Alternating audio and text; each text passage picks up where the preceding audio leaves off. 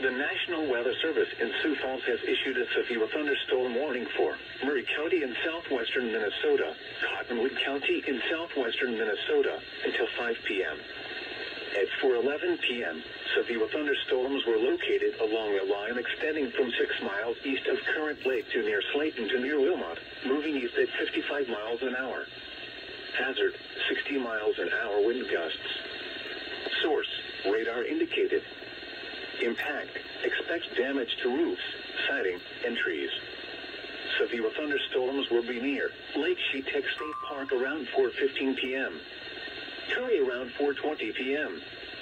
Fulda and Dobry around 4:25 p.m. Westbrook around 4:30 p.m. Other locations in the path of these severe thunderstorms include Stoughton, Jeffers, and Windham.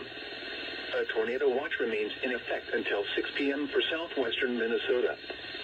For your protection, move to an interior room on the lowest floor of a building. A tornado watch remains in effect until 6 p.m. for southwestern Minnesota. Repeating, a severe thunderstorm warning has been issued until 5 p.m. for the following counties in Minnesota: Cottonwood and Murray.